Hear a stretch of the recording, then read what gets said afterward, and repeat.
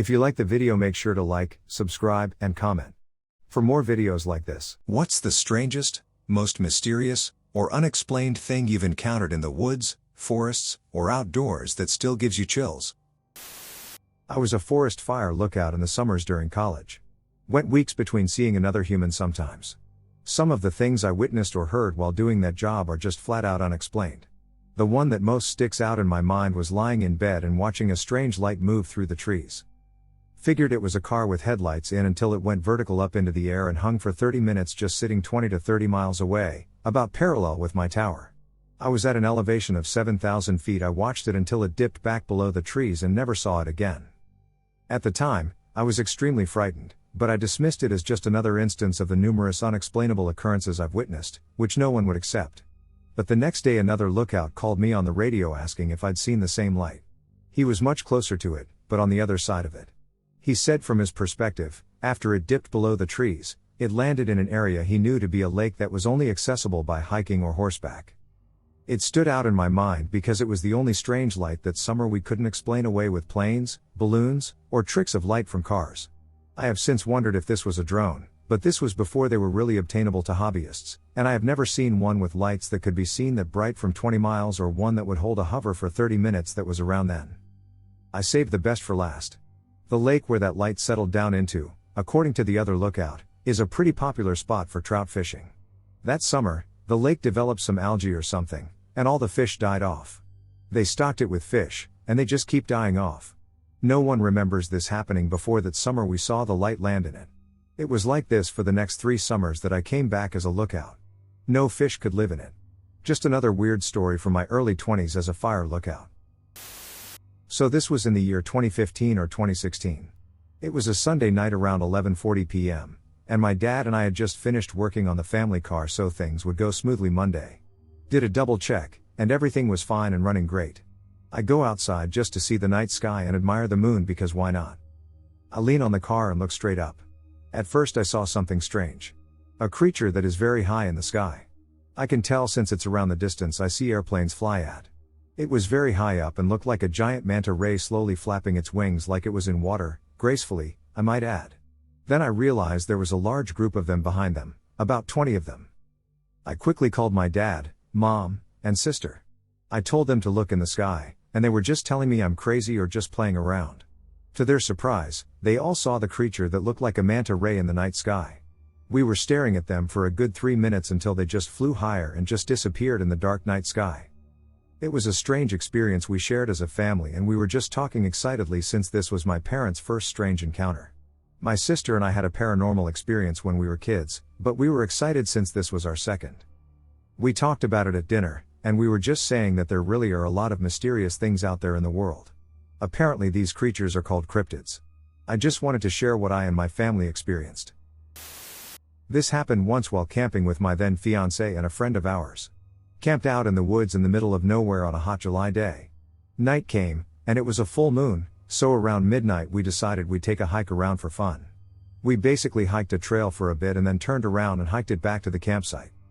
When we were almost back, we saw a McDonald's cup sitting at the edge of the path. I found this strange as I didn't see the bright red and yellow container when we began the venture, but whatever. However, my buddy decided to open the cup up and found ice cubes at the bottom. That day was easily 90 plus F, and at night it was still in the high 70s, so that ice would not have lasted long. Somebody was definitely out there by us, and we never found another sign of them. There was no sound of a car, no footsteps, and no rustling. We decided to pack up and go home that night. Blue orb floating around cemetery. Okay, so I know we've all seen the typical orb photos. Most of these have an explanation, such as glare, dust, etc. A few years ago, my friends and I were in a cemetery at night, because that's just the kind of thing we did. We were strange people. Still are. Half of our group, about 4 of them, was up on a hill by a mausoleum. I had 2 people with me. Suddenly, we see the other group running like a bat out of hell. One of them, the oldest, 40s, yelled, "Go, go, go." And we saw them run down the hill. We ran out to meet them and asked what the hell that was about. She looked at me and said, "There's someone here, I think it's a security guard." Crap. We were caught. We saw a blue flashlight, it looked like one of those LED flashlights, bobbing toward us as we stood there waiting to get yelled at for being in the cemetery after hours. But as it got closer, we realized it wasn't a flashlight. It was a perfectly spherical light blue orb, bobbing along. It passed within 5 feet of us and kept going. I wish I'd taken a video of it. It was the coolest and weirdest thing I've ever seen. Every once in a while, it would disappear, then reappear way across the cemetery. Sometimes we wouldn't even see it, we would just see a blue glow coming from behind a headstone. This was located in Boulder, Colorado. Did anybody else experience something like this? My friend and I were on a field trip, and we were 11. In the woods, there was a smaller trail, and surrounding it was a larger trail. So the smaller trail was inside the larger trail. We were supposed to do one hike around the larger trail. But my friend's foot hurt, so we branched off and took the smaller trail. Both trails intersected, and at one intersection you went down a small hill, and there was a pond right at the edge of the two trails. So we decided to just sit there on a big log and wait for a few minutes and then go back up to the intersection and backtrack back to the buses. I tell you this to explain that we could see the entrance of both trails. We could not see the bus, but we could see the sign in the field. We sat down and stared at this pond for a few minutes and got up to head back to the bus. We met police officers at the entrance, our parents were standing next to the cars, and the principal and teachers were visible crying. Everyone hugged us, and the cops wanted to know if someone had taken us and where we were hiding. We kept swearing. We sat on the big log near the pond. I swear we weren't there that long, and I never saw a single person or heard a single person. Nobody believed us when they said they were screaming our names, searching both trails, and we would have seen you. And why didn't you come out of hiding? Everyone was so scared. We had been sitting there for 4 hours. We entered the trails at 12 p.m.-ish and came out at 4 p.m.-ish. No one came by us on that pond, we didn't hear a single other person. My friend got a little odd after that, and she stopped hanging with me. She ended herself when she was 30. She was never the same. I have always wondered what happened. We were sitting there on that log, we didn't move off of it until we were heading back. We were watching the tadpoles. I remember my shoe kept coming untied. I would tie it and then look down, and it would be untied. I don't even remember what we talked about. I know we talked a little, but we just lost 4 hours. When I was 8 to 10 years old, I was at a family reunion or church homecoming or the like, and some distant relatives started calling me Frank, not my name. I explained that they were confusing me with one of my cousins. Frank was about my age, and his parents used to bring him over for me to play with back when I was about 5 to 6, which I especially enjoyed because my brothers were so much younger than me. A couple of years makes a big difference when you're 5. I thought the mistaken identity was funny, so I mentioned it to my mother. She had no idea who I was talking about and made it very clear that I did not have a cousin named Frank. She was certain that no kid named Frank had ever visited us back then. I asked several more relations, and the only people who remembered Frank were the ones who thought I was Frank. Everybody else was sure there was no one in the family named Frank. I finally asked my grandfather. He told me to stop asking about Frank. There was a Frank in the family, but he died when he was less than a year old. As was the family custom back then, the parents dealt with the loss by pretending that the child never existed, getting rid of old photos, pretending their next-born child was always the oldest, asking the extended family to never bring him up again, etc. The extended relatives who thought I was Frank hadn't gotten the message. Even as a kid, and still today as an adult, I thought this was all sorts of messed up. My grandfather accepted it as normal. He went through most of his life thinking that he had an imaginary friend whom he had outgrown at about age 5. Actually, he had a twin brother who had died of illness at age 5, and his parents had given him this treatment. It wasn't until after his parents had died that he found the grave of his twin and learned the truth. Frank did exist, and it was just my family gaslighting me and themselves in saying that he never did. That part is explained. The unexplained, seemingly paranormal part is that cousin Frank died at less than a year old. So, who was the 5-year-old cousin Frank that I remember playing with several times but my parents and brothers don't? I was out at my friend's cabin in the middle of nowhere and woke up at around 4 a.m., and something in me said to just drive home. I got my stuff and left. This was a backwoods, no lights, no pavement type of road. So I'm driving, and I see this light in the trees. I drove by it, and something told me to stop. So I did. I got out of my car, and there was a car wedged about 30 feet into the woods, almost vertical with the dome light on. It had crashed. I went up to the car, and there is a girl wedged between the windshield and dashboard bleeding profusely. I now know what blood smells like. I jump out of the car and grab my phone. There is no signal, I didn't know, or maybe it didn't work, Then 911 will always be reachable even without a signal. So I panic for a second. Do I help her or do I drive till I get service? I drive till I get service. Tell 911 approximately where I am and that it's an unmarked road. The 911 operator tells me to go back, turn on my headlights, and try to apply pressure to whatever I see is bleeding. So I do exactly that. The first responder arrives after a few minutes.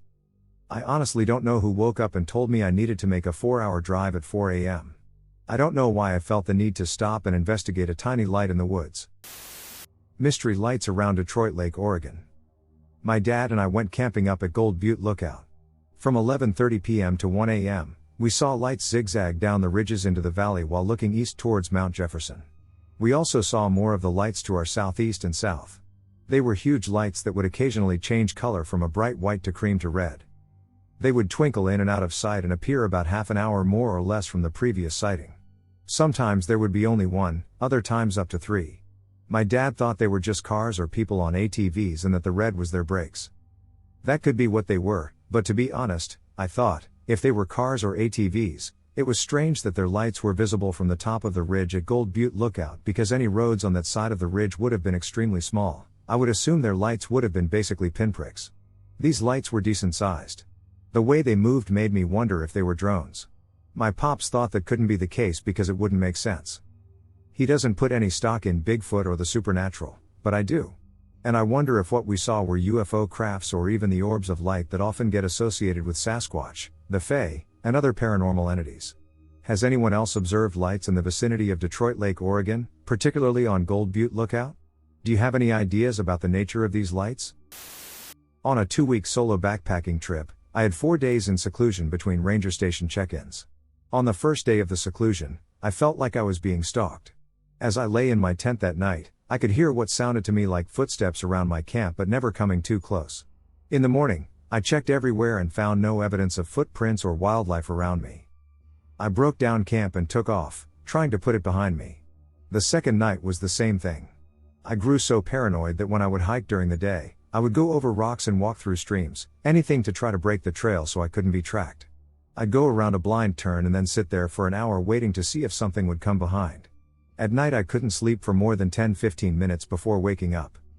Finally, I got to the ranger station check-in and told them what I had been experiencing. I went and set up camp as close to the station as I could. Later, the rangers offered to sleep on their couch for comfort so I could actually sleep. I accepted and stayed the night indoors. When I awoke in the morning, I found my camp completely destroyed. Someone had cut the side of my tent, ripped the sleeping bag, and turned the backpack inside out. The rangers came and reported it, took pictures, and everything. I ended up getting one of the rangers to give me a ride back to base camp and going home the next day. I used to work for the U.S. Forest Service and sometimes worked with an older gentleman that had lots of interesting stories from his many years of life. But by far the most chilling tale was from when he was working in a very secluded area of wilderness and was walking through the forest when a thunderstorm hit. He had seen an opening in the hill a little while back and headed to it to take shelter. Once inside he shined his flashlight to check he wasn't going to wake up a bear or something and found the skeleton of a man, sitting in a lawn chair, with a rifle rigged up so he had been able to shoot himself. The skeleton was still wearing jeans and a flannel shirt. I've met a lot of bullshitters in my time, and this guy wasn't one. He'd honestly just led an intriguing life. So out where I live, it's just outside of a town nestled at the bottom of mountains. FYI, I live in Australia, and it's not too secluded since I live with my family. And you'll generally come across someone's property every 500 meters, but there are some stretches where you won't see a house for a km. One night my mom and I were coming home pretty late at night, and we were just talking and listening to the radio. As we rounded a corner, we both caught sight of a creature whose identity remains a mystery to this day. But it had the body the size of a medium dog, mangy-looking black fur, an almost abnormally large head, and big green eyes, which was the first thing I noticed, but most weirdly, an almost impossibly long and thin neck, like it shouldn't be able to support the large head. My mother and I are ducking cursing like sailors at this point and made a U-turn around to get a better look at it, and within 10 seconds, there was no trace of it. Normally I'd brush this off as probably a wild dog, but the body just didn't look like a dog, and it was too big for a cat, even a wild one. The real scary part is that my family and I have seen it maybe 2 to 3 times now, almost exclusively late at night. But my so's father has said he's seen it twice, once at night and once during the day, so I think we're not the only ones in town. More mysterious than creepy. We were camping in Montana near Yellowstone Park in a small campground. It was off-season, and there were maybe 5 other people there, including a couple 3 to 4 spots down who had a large dog with them in their RV. I walked by, and the dog was friendly, so I petted it and talked to it and went on my way. Later that night I am sitting watching the sun set and reading on my Kindle when a cold nose bumps up under my arm, like a dog does when it wants attention. I figured it was the dog and started scratching its head. Before I could look around, my friend came around the corner and froze with a look of fright on his face. I was scratching the head of a pretty big gray wolf. I had no idea what to do. I didn't want to keep touching it, but I didn't want to stop and piss it off either. I scratched for maybe 5 to 10 more seconds, and it just looked at me like, "Thanks, bro," and walked off into the woods. We went to a hotel that night. I was in the Up Michigan about 20 minutes outside Escanaba with my GF at the time and her family. On the way to her grandparents', we'd passed by this long abandoned house. I wanted to stop and get a picture and explore. She wanted nothing to do with it, so I went in alone. I spent maybe 15 minutes rummaging around the fossils of someone's life and then poked my head out the top window. She snapped a photo and said, "Can we GTFO of here now?" I went downstairs, and I noticed a door I missed earlier. I opened it, and the dim ambient light spilled down the first 2 steps into the cellar. Everything else wasn't black exactly, but more like the complete absence of everything. My hair stood up, and every cell in my body screamed at me to gently close the door, leave, and never come back there again. And I haven't. But I'm here typing this, and my eyes are watering, and I have goosebumps everywhere. I live in the only house down a country road. Everything else is pasture land and national forest for several miles. At about 3 a.m., my 3 large dogs go absolutely nuts barking, which sends my husband and me flying out of bed to check on our livestock, assuming coyotes were in the yard. Before we could even get our shoes on, we heard muttering on our front porch. He grabs his rifle, and whoever it is starts knocking on the door, with no real urgency but more like a casual visitor. I had my cell phone already dialing the cops, and my husband slid up to the peephole. A woman right around her late 20s early 30s was standing outside, patiently waiting a few minutes and gently knocking on the door, not fidgeting or being nervous, not being aggressive. My husband said, "Ma'am, the cops are on the way. If you need help, they'll be here in just a few minutes, and you're welcome to sit on the swing right there and wait on them. But if there's anyone with you, we are armed in here and will not hesitate to shoot if anyone tries getting into this house." He said she kind of smiled, not creepy but like she was glad her knocking woke someone up. "That's okay, sir, I just wanted to let you know the thing in the woods is coming, and he'll be here soon. Good luck." He said she turned around and walked down the driveway like she didn't have a care in the world. The cops looked all over the place and couldn't find her. It's a 10-minute drive to our driveway from the main road, with no houses until you get into town, another 20 minutes away. Freaked me out for weeks. In the summer of 2013, I was 15 years old when my family and I drove from Indiana to Zacatecas, Mexico, to visit family. We went in July, and I remember at some point our minivan's digital thermometer read like 103+ Fahrenheit. We drove through Laredo, Texas, to cross the border. I don't know the exact route from Laredo to Zacatecas, but somewhere along the route we were slowly driving around what I believe was a mountainous area because there was no railing alongside the road we were on. Then from seemingly nowhere there was a naked woman standing in the middle of the road, her long black hair completely covering her face. There was no visible community or homes nearby, and she wasn't moving at all, just standing there in the heat on the road. We didn't stop. We were all scared. It felt like it could have been a setup for a robbery or something demonic. As we slowly passed her, I was in the back seat and turned around to look at her, but even then, I couldn't see her face. Has anyone had a similar experience, or does anyone know of any folklore or explanations for something like this? It's stuck with me for years, and I'm curious if anyone else has seen or heard of anything like this in Mexico or elsewhere. Thanks. About 10 years ago, my cousin and I drove to a scenic overlook at the top of a nearby mountain. We parked at the top and hiked straight down and forward several miles. We were looking for an old miner's graveyard and a section of railcar, for coal mining, that remained from the early 1800s. I cannot say this enough, we hiked straight down and straight forward for miles, all the while the scenic overlook, where my car was parked, loomed back/above us in distant view at the top of the mountain. We find a coal cart and are looking around on the ground for any little pieces of anything. I'd found big lumps of coal, several hundred-year-old nails, and horseshoes before, and step off the trail.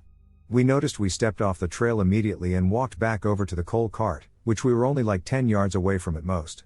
The coal cart wasn't there anymore. We were now staring at my car and the scenic overlook.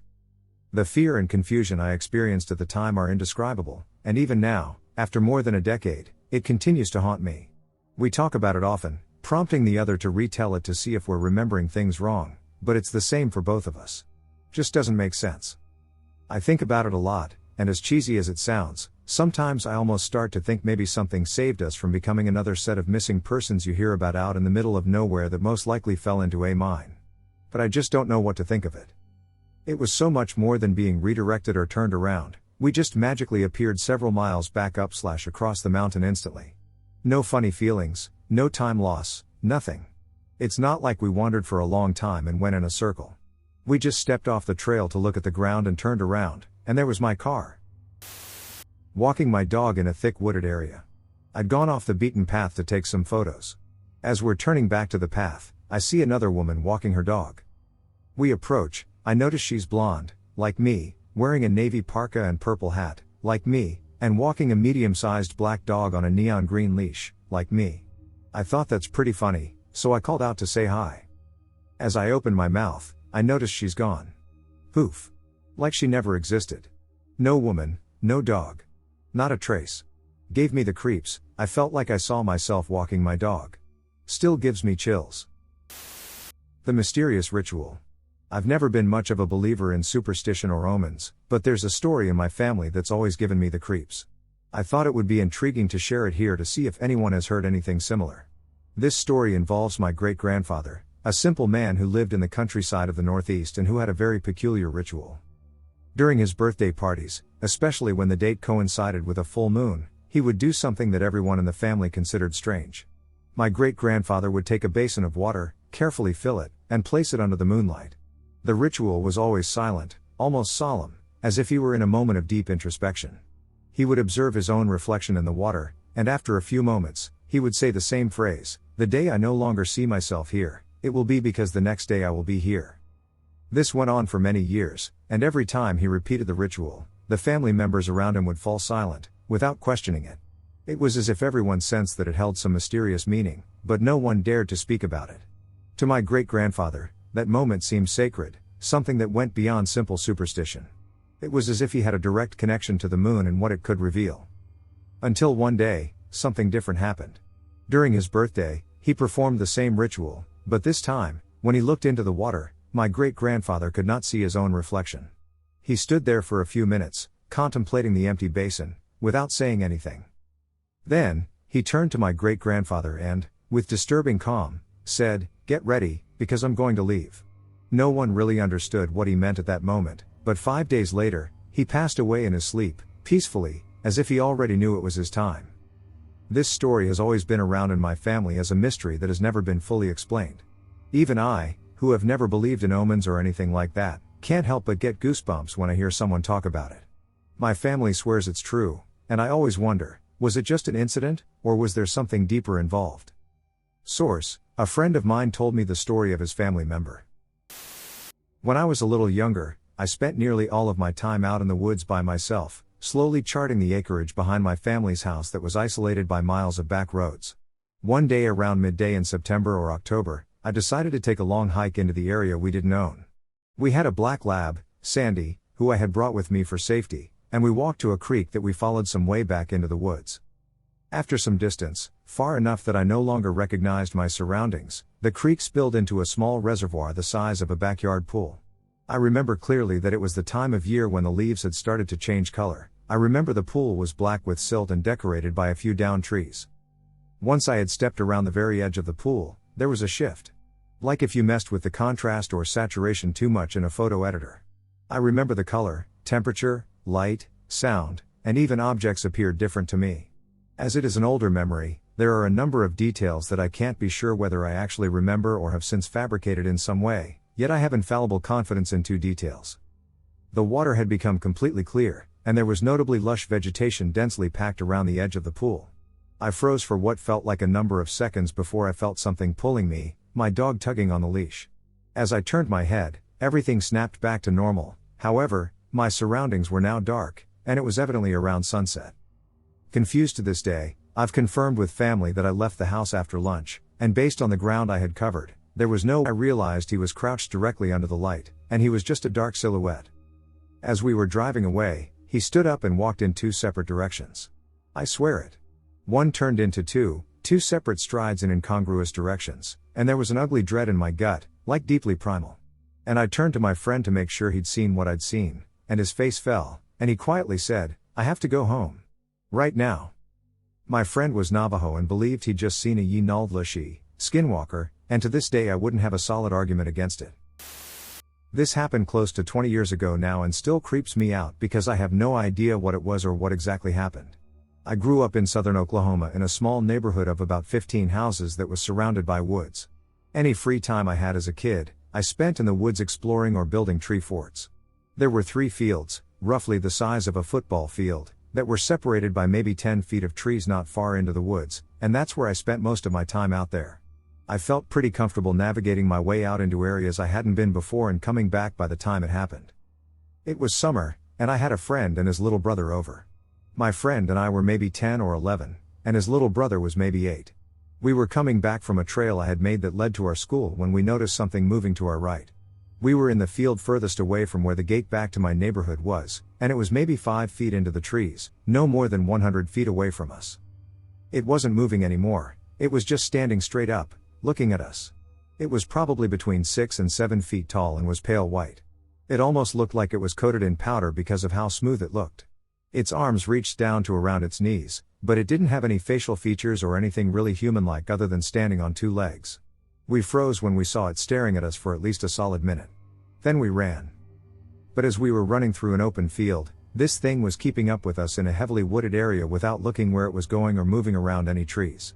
It kept its eyes on us the whole time. Its movements looked effortless and like it was gliding just above the ground. We made it to the second field, and it was still there stalking us. At this point we were all running as fast as we could and didn't notice anything else but what was there.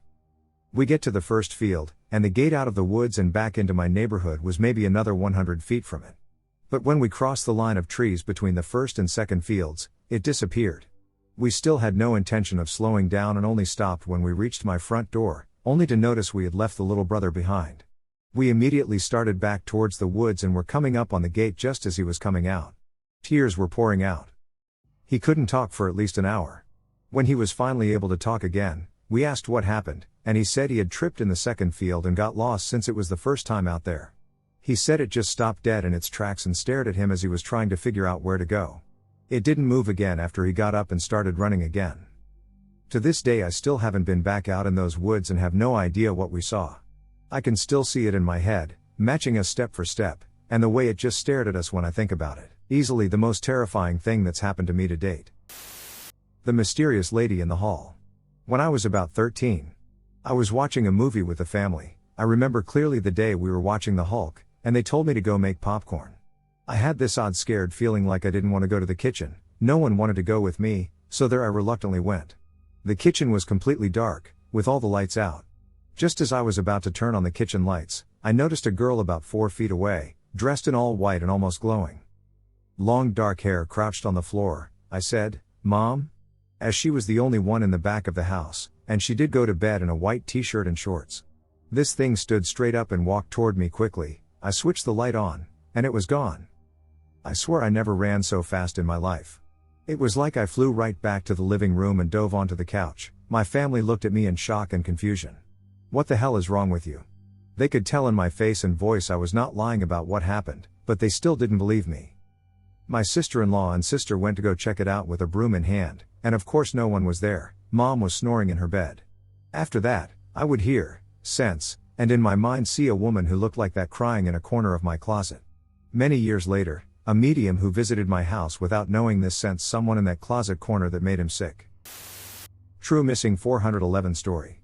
In 1999, Alan Atadero was staying in the vast wilderness of northern Colorado with his daughter Jocelyn, who was 6 years old, and his son Jared, who was 3.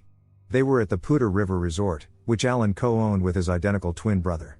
They were there to prepare the resort for winter. Alan had recently joined a singles group after being just divorced, and some of the members of this singles group came to his resort to help him prepare for winter, and in return, Alan supplied free lodging for them so they could have a little vacation from the stress of their daily lives. One day some of the members decided to go up to the nearby fish hatchery, which, after some convincing, Alan allowed both Jocelyn and Jared to go with them, but instead of going to the fish hatchery, they went to the Big South Trail without Alan knowing. While they were walking this trail, the group decided it would be better if they split into a fast group and a slow group, but Jared decided he was too fast for either of them. Jared went ahead of his group and saw two fly fishermen casting their lines in the water. The little boy was probably interested in what the two grown-ups were doing and went up to talk to them. The fisherman would later state that Gerald had asked them if they had seen any bears, which kind of concerned them because, why was that what this little 3-year-old boy was interested in? Did he maybe see one, and that's why he's asking? If he did, is it close by? But it wasn't too worrisome, so they just told him no, and the little boy happily skipped away. These were the last people to see little Jared alive. When the singles group realized that Jared was no longer with them, they immediately started looking for him, but they weren't concerned because he had only gotten out of their sight a couple of minutes before this. That's when one of the men heard a scream, but to his surprise and relief, it wasn't a scared scream, it was almost as if the scream was happy, like Gerald was playing with someone. Like he was playing tag or hide and seek. They were relieved because they thought that they could just scream his name and he would come skipping out of the forest, but he never came, and they never found him. One of the members went to break the news to Alan, Jared's father, and he was horrified. He immediately called the authorities, got in his car, and sped to this trail, and after a week of searching, Jared wasn't found. It was like he had disappeared, and sadly, the search was called off. 4 years later, some hikers were walking the trails, and near where Gerald went missing, there is this steep rocky climb that was not part of the trail. No child would be able to get up to that section without help, but when they climbed up it, they found kid-size shoes that looked brand new, and it was discovered that those shoes belonged to Jared. They kept going, and they found pieces of his shirt scattered around the area and his pants, which were folded inside out, and his sweatshirt. Everything looked rugged and worn down like they should be after 4 years, but the shoes looked fine like they were brand new. Then they found Jared. Close to his shoes, shirt, and pants, they found one of his teeth, then a bone, then nothing. The rest of Jared's remains are nowhere to be found. This begs the question as to what happened to the rest of Jared and why he was screaming in those woods. I'll leave that to your imagination. My dad was stationed in Germany in the 80s in the US Army, and every 10 years or so they would do what's called a winter reforger, which was basically a giant game of war where two sides competed against each other, and my dad happened to be there during one. He and a buddy operated a tank, but due to some complication, they needed reinforcements, so they had to stay put and wait. They got bored and walked to a small nearby town to get a bottle of apple corn, a type of alcohol. As they walked into town, they saw a young boy riding a bicycle. They stopped him and asked him the nearest place to get a bottle, and he gave them directions. As they were following his directions, they saw a bar with a bunch of people in it, but for some reason the kid didn't mention it, but they went in anyway. As soon as they walked in, everyone stopped doing whatever they were doing and stared at my dad and his buddy, literally everyone, including the waitresses. After about 5 seconds, everyone simultaneously started acting normal again, like nothing ever happened. A little creeped out, they asked to buy a bottle of apple corn. However, they refused to sell one to him, instead giving them both free shots of it. After this, they kept insisting that they sit down to eat. They were passing around giant bowls of food, and everyone would take some from the bowl and pass it to someone else. But my dad didn't want any food, they just wanted to buy a bottle of apple corn, but they kept refusing, only offering shots and food. Finally, they got tired of it and left. As they were walking around looking for somewhere else to get the apple corn, they passed the young boy again and asked him about the bar and why they refused to sell it to them. The boy turns pale and stammers, "You went to that place?" and immediately cycles away as fast as he possibly can. My dad and his buddy look at each other like, "What the duck?" Curious, they walk back to the bar to check it again. But when they get there, the bar is completely empty and the lights are off. They stare inside through the glass, and the chairs are all upside down on the table with cobwebs everywhere, and the shelves behind the bar are completely empty and no longer stocked with alcohol. And they checked around the whole area to make sure it was the same area, and sure enough it was the same bar where only minutes before had been crowded with people. They then found another bar and bought some apple corn and quickly got the duck out of there. To this day, my dad and his buddy swear on it and say it's the creepiest thing they've ever witnessed. Once, when I was trekking through rural Finland alone, a stroll from the campsite, I decided to stop at a lakeside. I sat down by the lake in the moonlight, surrounded by trees, and felt very calm for a while. I splashed water on my face and generally refreshed myself. Then after spending some time looking at the water, I looked up, and across the lake I saw a really tall figure, half as tall as the trees. It was really skinny, And I'm pretty sure it looked like it had antlers or horns and really long fingers. I don't think it looked at me. I don't know if I was sleep deprived or something, but I remember I froze for a moment before running back to camp. I honestly remember seeing something. It was large and terrifying. But I was probably just tired and saw a trick of the light. Several years ago, I flew out to Michigan to visit my father and his significant other. The second day that we were there, my father broke out all the old photographs as we all sat around the table reminiscing. There were lots of tears and laughter, and he even brought out some letters I had written to my grandmother as a teenager when we were stationed overseas. That night I was having some trouble getting to sleep, and I just kept thinking about all the wonderful memories that we had reviewed earlier in the day. I finally fell asleep but was awakened by a bright light shining through my closed eyelids. I remember thinking, who the hell turned on the bedroom light in the middle of the night? As I opened my eyes, the room was lit up in a brilliant, shimmering gold from ceiling to floor. It was somewhat transparent as I could see the wallpaper pattern through it. It was incredibly bright, yet my eyes didn't water. I didn't reel away from the light nor cover my eyes. I sat up in bed and felt this wonderful peacefulness, warmth, and feeling of love surround me. I was mesmerized. I had no fear, and I did not attempt to wake my sister to make this golden glow last as long as possible. Then slowly it started to fade, and the room became enveloped in darkness again. I remained sitting up in bed in case the gold returned, but it did not. The next morning, I shared my story with the family, and my sister and I decided that we would try to stay up late in case it happened again and we could both experience it.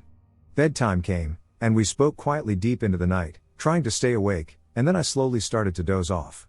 Next thing I know, my sister is softly calling my name and telling me to wake up and look at the wall. There were two circular orbs, translucent in the center and glowing white. The first one was about the size of a soccer ball, and the second one was a little bit smaller than that. They were hovering between the wall and the bed and slowly started to move towards the foot of the bed. At this point, they were no longer round. They were oblong and slowly pulsing as they moved. When they reached my sister's suitcase, they actually rose up above it and then went back down again and disappeared. All we could do was keep asking ourselves, "Did you see that? What was it? What could it mean? 2 nights in a row? How could this be?" To this day, we haven't figured it out, but we think it could have been a message from loved ones that have passed. I have never been sensitive to this kind of phenomenon before or since, nor has my sister. A couple of years ago, I visited some friends in the Upper Peninsula of Michigan with some of my other friends, and on our way back, they saw something unexplainable. I didn't see it because I was on my phone in the back seat, but both of my friends in the front seat saw it at the same time. They explained it as a tall black figure that floated across the road and then disappeared. I didn't really believe them at the time and assumed they saw a bird or something and exaggerated. That is until I saw it for myself. Last year I was making the same journey with another friend, and this time I was driving. My friend and I saw it at the exact same time as we both yelled, "What the duck, did you see that?" in unison. It looked like a 10-foot tall pole, about as big around as a telephone pole, but it was pitch black, and it literally floated across the road and then disappeared as soon as it was off the road. Both experiences were on the same highway around the same area, so I was wondering if anyone else has had any similar experiences. Has anybody else seen mysterious floating black objects on northern Michigan highways? I saw what I believe to be a Wendigo or Skinwalker. I was driving back home from my friend's place in rural western MA around 1-2 a.m. I was driving through this area that's about 3/4 of a mile long that's just a long canopy of dense trees. Even during the day, the area remains dark, but at night, it becomes completely pitch black. You can barely see 20 feet in front of you even with high beams on. Anyway, driving, about 6 feet away from the side of the road, 100 feet ahead of me, I see something that looks wrong in a way I can't explain. You know when something doesn't make sense to you, or you know something isn't right. Like the parasympathetic feeling we get when we see someone break their ankle, we know it isn't supposed to bend that way, so it gives us the heebie-jeebies. It was like that, but I wasn't sure why until I was 30 feet away from it. It was this coyote standing on its hind legs and was way too tall to be an actual coyote standing upright. Coyotes are the size of a very small lab, like 50 pounds on a good day, if that. This thing was at least 6 feet standing. It made me feel nauseous just looking at it. It was too tall, and its face was wrong. It looked humanoid, the same way we recognize human faces as being human. I had that feeling like I was looking at a person, but it wasn't totally human. It reminded me of cat eye syndrome, but at least that is explainable. This wasn't. Anyway, I spent way too long being as close as I was to that thing as it stared at me, but I gunned it out of there and locked the hell out of my house when I got home despite being around 20 miles away from where I saw it. I'm not sure what it was, but it really freaked me out. My cousin is with the Forest Service in the Montana/Wyoming area, and I decided to go up there with her to literally test the waters. She does hydrology and has to ride out to the middle of nowhere to test streams and snow runoff to ensure no contaminants, so I thought that sounded fun and wanted to do a bit of a tour with her. We were going to have to camp out there for 2 nights, so we packed up all our gear in saddlebags or saddle bundles and started out. The first day and night were amazing. Beautiful scenery and amazing air quality. It really is so peaceful out there. I love that area and wish I got to go up there more often. Anyway, we started out on the second day, and my cousin said, "You want to see something weird?" Of course I said yes, so she led me on a bit of a side journey into this tiny little ravine. We ended up traveling about 2 hours away from our actual path we had laid out. At the very end of this fold in the land, she dismounts and tells me to get off my horse, too. We tie them up in this gorgeous little clearing, and she tells me to follow this tiny wildlife path and bring our little rechargeable radio. It is one of those you can plug in or wind up, and it also acts as a lantern if you really need it too, but that kills the batteries quickly.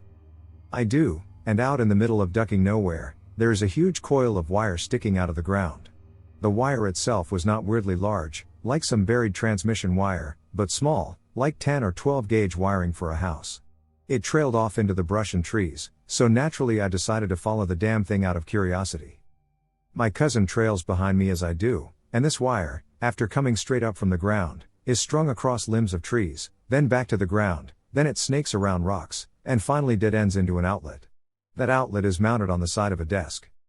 It looks like a school teacher's desk from when I was growing up, with a metal base and a pseudo-wood/plastic top thing.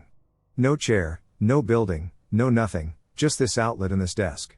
I am staring confused as all hell at this desk in the middle of a forest when my cousin takes the radio, pulls out the cord, and plugs it into the outlet.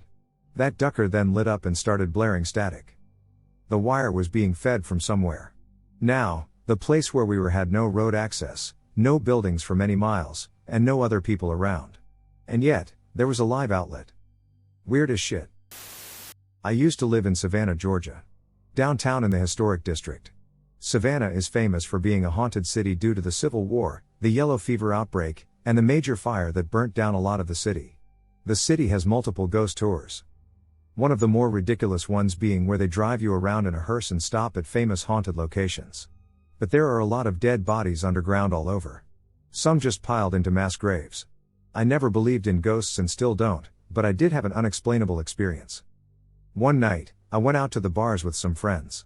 We all ended up at my friend's carriage house apartment to sober up and socialize. At around 3 a.m., I decided I was going to make my way home. Saying bye to my friends, I make the multiple block trek home. Now, the historic district is dead quiet at night. You might hear the occasional car in the distance. But other than that, it's quiet. I had to walk from my friend's place near Columbia Square to my place near Green Square. A walk I've made many times before. So I'm walking around Columbia Square, which has a fountain in the middle, which was cutting through the ambience. So I make it to the corner of Habersham and East President, and I'm walking along the brick sidewalk when I start to hear loud footsteps behind me. Clear as day. Sounded like heels clicking along the ground. My first thought was I was about to get robbed. Students in the area have been known to get mugged time and again. So I turn around in defense. But there's no one there. The footsteps continue, though. I'm just standing there in this surreal situation as the footsteps seemingly seem to walk by me and continue up a staircase next to me before stopping. I didn't feel in any danger. I was just like, what the duck was that? And I walked home a little faster. I have no idea what that was. How could I be hearing footsteps? Never had that kind of experience before or since. There was no one around. Everyone I've told this story to thinks you were either imagining things or, dude, you heard a ghost. I don't know. What was this mysterious flashing light in the woods? I'm uncertain if it was paranormal, but it was definitely eerie. I have been thinking about this for the past week nonstop, and I need an answer, so I'll try to spare as little detail as possible, and I'll get all the information out before I go through the encounter. I live in Northeast Florida, sort of near Jacksonville. The time was around 11 or 12 at night, near pitch black. The light was white and very small. We were near our car with all lights turned off, couldn't have possibly been a reflection. We couldn't pick up the light at all on cameras, no matter how bright or obvious it seemed. With all that out of the way, I'll start the recounting. I and a buddy were smoking some weed in the middle of the woods, just chilling, when we saw a light in the woods, about 5 feet off the ground and fully stationary. Not really thinking much of it, we just watched it while we continued talking. About 3 seconds after we first saw it, the light went away and came back as if it was blinking, then slightly moved to the left. Needless to say, my boy and I were completely freaked out and immediately jumped into the car and left. Now, mama ain't raised no pussycat, and curiosity got the hold of us, so we picked up another friend, hoping to freak him out too. About 20 minutes later we are back at the spot, watching on all sides with cameras out, trying to get it on film, when this time I witnessed it come from deeper in the woods to get closer. Imagine a light turning on and off, getting even closer each time, until it was right next to us and flashed way brighter than we had seen before. The closest thing I could describe it to would be like a laser shining directly at you, and once again we drove away screaming. Now I know it was dumb, considering we seemed to piss this thing off, but we came back for a third time, determined to stay and study whatever it was. About 10 minutes pass, we watch it come back through the woods and flash right next to us. This time, after not leaving, it lets out like 3 to 4 stationary flashes and then starts moving around more or so like a flying bug but still flashing. We let that happen for about 2 minutes and left after we thought we had seen enough. I have never really believed in the paranormal, so if there is any scientific answer please let me know, but I feel like this is something that can't be rationally explained. I also obviously put in my own work to research this, but I can't find anything that matches the exact description of what we saw. Any info would be dope. I am a major skeptic, but this crazy thing did happen to me. My significant other and I were looking for haunted hiking trails to explore with a friend of ours. I forget which trail we settled on. I can find out if anyone is actually curious, but we settled on a supposedly haunted forest in Massachusetts. The night before the hike, I had an incredibly vivid dream that the three of us were in a strange outdoor pool in the woods. It was a bizarre place. It was a bottomless pit of water, probably 8 feet in diameter. It was essentially a pool of water with regular stones surrounding it in a meticulous manner for no apparent reason. The fact that it was bottomless sincerely bothered me, but everyone was complaining that I was just being paranoid and that I actually needed to wade further into the pool. Over time, they got weird about it, to the point where I began to panic that something was seriously wrong. It escalated to the point where they attempted to drag me under with a terrible, irresistible force, and I woke up in a sweat. Of course, I woke up and immediately told my so about it. I don't think I have ever woken up in a sweat like that in my entire life, but the dream was just too real. After a while, I calmed down and prepared to go on the hike. The hike itself was pretty normal. I'm a skeptic, so honestly, I was not really worried at all, but my so and our friend were both psyching each other up about it, and I played along because I didn't want to be a downer. Until I saw the pool from my dream. I was absolutely freaked out. It was a perfect match. The bottomlessness was also featured via dark leaves that lined the bottom, making it look bottomless. I know it's a minor thing to have happened, but I really can't explain how that pool was in my dream or why I felt such a super bad feeling about it. I like going for walks at night sometimes because I dislike people, but I've been trying to get into shape for a while now. So nighttime is great. For that I have a route through some fields that are surrounded by cities and even highways.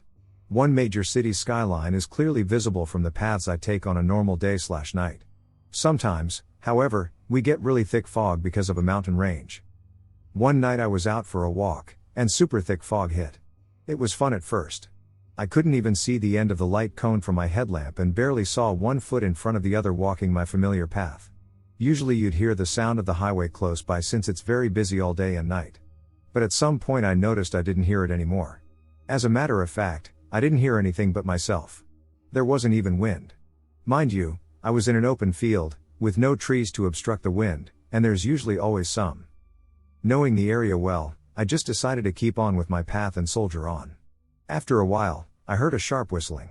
That in itself isn't too weird. People frequently walk their dogs in those fields, despite the distance. However, the whistling continued to sound through the night, and it seemed to get louder and closer. It was somewhat melodic after a while, more like a song than someone trying to catch the attention of a dog or person. The really weird part was that it came from the direction of the open and very muddy fields while it got closer and closer. Sure, you could walk there, but you'd make plenty of noise and probably lose a shoe or two trying to wade through that mess. I tried ignoring it, but it creeped me the hell out. So I kept on walking, slowly getting cold despite walking uphill and faster than usual. The whistling kept up, and out of the corner of my eye, I could sometimes make out a silhouette illuminated by my bobbing headlamp. That's when I started to really freak out. I live in Germany, and we have a tale around here of the Nebelpfeifer, which basically just translates to fog whistlers. There've been some historic accounts of them, with one of the major ones happening during the 30 Years' War, where a small village close to Dusseldorf in 1622 was surrounded by heavy fog overnight. Whistling was heard all around throughout the night, and on the next day more than a dozen people were missing, never to be found again. It's said that Nebelpfeifer tries to lure unsuspecting victims closer. If you can whistle their favorite tune, you might survive. If not, they'll devour you. They'll stay right at the edge of how far you can see into the fog and never come any closer. They also only really stalk people who are out and about alone, unless there are dire times, like during many of the wars in Europe as mentioned above. Remembering that freaked me right the hell out, and I basically speed walked/ran home. Only experienced it once and probably got the best workout of my life, too. Wouldn't recommend it, though. These days when fog hits, I turn on my heel and head back home to work out another day. I'm not great enough of a fool to meddle with stuff like this. I frequently go bushwalking all throughout the Blue Mountains, NSW, Australia, and have done so since I was a kid with my dad. Sometimes for shorter walks I go alone. Yeah, that could be dangerous, and as a woman, I could have added risk of being attacked or whatever. But I carry a couple of knives with me so I don't really feel threatened. And always bring a satellite phone. I just love and crave that feeling of being entirely surrounded by the bush. Anyway, around 5 years ago, I thought it would be a good idea to do an overnight walk by myself. Shit idea. The walk was fine, 3 or 4 groups of people came by the other way on the first day. Picked a little area to stay overnight towards dusk. Cut a few ferns back, and I had a space to stick my little one-person tent. I was maybe 30 meters from the track, mostly out of sight behind trees and such. The usual wildlife noises were going on as I drifted to sleep, though there was a strange noise. I can only describe it as a bounding sound, like somebody was sprinting through the bush right past me. But it went by way too fast with too few steps to carry a person that distance. Also, if you've ever seen the bush in this part of Australia, you'd know there isn't much space on the ground to walk freely if you're off the track. You have to at least wade through bushes/ferns, etc., so you can't exactly sprint full speed without eating shit. I felt a bit uneasy but thought it's probably just stuff falling from a tree or whatever. The next morning I had breakfast, packed up my things, and kept going along the track. Passed a couple of people going the other way, then was alone again for maybe half an hour. Then I heard the sound of a stick being broken, like from someone stepping on it. The sound came from behind me and to my left, away from the track. I turned around to look and nearly ducking died on my feet. A fair distance into the bush was something standing there and looking directly at me. I wanted to believe it was a person, but it wasn't. I can't judge the exact height, but it was obviously very tall. I'd guess 9 feet. Its skin was dark gray or brownish. It had a horrifically large head with huge black eyes. I couldn't see a mouth or anything. Its arms and legs were really long. I was almost crying, tears welled up in my eyes. Completely frozen, staring at this creature, it was like my legs were locked in position. The longer the stare went on between me and the creature, I had this ever-heightening feeling of absolute dread, like nothing I'd ever felt before. The fear built up until I could see my heartbeat and veins in my vision, and I suddenly bolted. I sprinted away, continuing on the track. I ran and was too scared to look behind me. Tears were streaming from my eyes as I was running away. I didn't stop until I actually caught up with some people going the same direction as me. They looked at me and were saying, "Oh my God, are you alright?"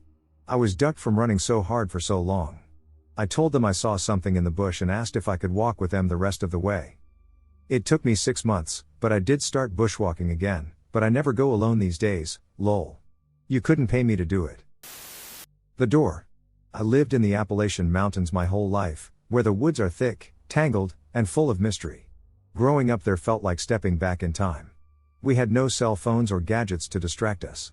Just the endless expanse of forest as our playground and our imaginations as our guide. My best friend Madison and I would spend hours exploring the dense woods behind my house, following animal tracks, climbing trees, and discovering hidden creeks. In autumn, when the leaves turned fiery shades and fell, revealing clearer paths, we'd push a little deeper each day. We'd mark our bases in the most secret nooks we stumbled upon, pretending we were the first explorers to find them. But no matter how brave we felt, we always stayed close enough to see my house in the distance, until one day, when the forest felt just a little more inviting, a little less ordinary, and curiosity got the better of us. We brought twine, and other supplies, that day, winding it around tree trunks so we'd find our way back. We kept walking, deeper than we'd ever gone before, until we reached a strange old tree that split in two, like a giant slingshot rising from the ground. Right next to it, half hidden in the hillside beneath a pile of leaves and branches, was a rusty handle. As we brushed away the leaves, we realized it was attached to a heavy, wooden door, embedded in the earth as if it had always been there, waiting. Heart pounding, Madison and I both tugged on the handle, and the door finally broke open, revealing steps leading down into pitch blackness. Madison looked at me, unsure, but we felt compelled to go down. Maybe it was the mystery or the thrill of finding something forgotten, but we didn't hesitate. The air was thick and damp as we descended. When we reached the bottom, we found ourselves in a cramped room. In the middle of the floor lay a single, worn photograph. I held it up to our flashlight and froze. It showed two children, both girls, standing in front of a house that looked eerily like mine. The girls' eyes were so dark, and their grins twisted, a little too wide. Madison and I looked at each other, panicked, and then bolted back up the steps, leaving the photo behind us. When we reached the top, we looked around. Our path of twine was gone, as if someone, or something, had unraveled it. We blindly ran back through the forest, finally reaching my house. We burst through the door. Even now, 15 years later, Madison and I can't shake the memory of that day. We've gone back to those woods more than once, trying to find any trace of that hidden door, but it's as if it never existed. We have no explanation for what we saw, no way to make sense of it. Every time I visit home and glance up at the woods, a chill creeps up my spine, and I almost expect to see the door waiting there, half buried and forgotten, just as we left it. And no matter how hard I try, I can still see that eerie photo in my mind. The eyes, the strange grin. Like it's burned into my memory. We were camping in Sequoia National Forest, and our campground was about as secluded as it gets. Just to reach it, you had to go on a treacherous one-way dirt road, if you could call it that, for over an hour. We arrived in the afternoon to find the campground only had two other inhabitants, the campground host and an older lady with a little dog. We set everything up, cooked some dinner, and settled in to get some rest as the sun went down. Throughout the night we would be awakened here and there by sounds, nothing out of the ordinary for camping in the middle of the dense woods, just things like branches snapping and things moving in the trees.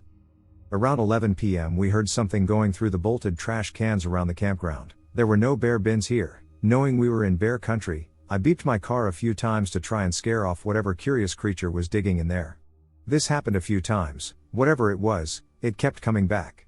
As the night went on, things got more and more strange. A meadow about 100 yards from where our tent was that was populated by a few wild cattle earlier that day was some kind of scene for something terrible going down. We heard the sounds of cows screaming bloody murder, like they were being torn apart. My initial thought was, shit, it's a bear/cougar/pack of coyotes. Some kind of predator was ducking these cows up. It was obvious they were in great distress. But after that there was a noise I heard that I've never heard any animal make. It was a loud, deep, howling sound. Almost like a portamento, where it starts off low and rises higher and higher in pitch. It was loud as duck. I could feel it in my chest vibrating. Needless to say, we were all pretty freaked. Not only did we hear the sounds of dying cows, but we also heard massive branches being torn off the trees around us, something knocking against the trees, like with a rock or a stick, and at one point, something big was walking around our camp. When we stuck a flashlight to the window in the tent, a massive creature ran by our tent, shaking the ground with its speed. Eventually all this commotion died down, but not before that howl/shriek let out again, this time further away into the woods. Of course I didn't sleep at all that night. I anxiously waited for the sun to rise before I inspected the campground. Even though we had heard trash being ripped and bottles clanking together, the trash cans were not knocked over, and they were still chained shut, which we thought was odd, because a bear surely would have made more of a mess. We searched for bear or cougar tracks, and the only thing we found was, I shit you not, human-looking tracks. Like bare human feet, maybe a little bigger than normal size, not like those huge Bigfoot tracks people have casts of. I will say I am far from a conspiracy theorist. I'm a huge skeptic. The thought of Bigfoot I have always laughed off and made fun of, but this was freaking me out. The older lady who was in the campground next to us? She booked it out of there early in the morning, leaving in a hurry. As the day went on and the prospect of spending another night there, now being the only campers present, became less and less appealing. We packed up quick before the sun got too low and got the duck out of Dodge. On the way home, while discussing what had happened, my girlfriend pulled up various Sasquatch sounds recorded on YouTube. Some were ridiculous, but one, I believe recorded in Ohio, sounded identical to what we heard. Let's just say I'm a little less skeptical now than I used to be. Mysterious dark man. About 2 months ago I was in deep sleep only to be woken by a man in black. I didn't open my eyes fully. It was a bit more than a squint when I saw him. He was not black-skinned or wearing black but almost like a shadow. He was on the side of my bed and fell on me. I felt his body weight and opened my eyes fully only to watch it disappear. Since it was a first time, I thought my mind was playing games on me, so I let it go. Earlier this week I encountered him again. I had just left the PC and walked to my room.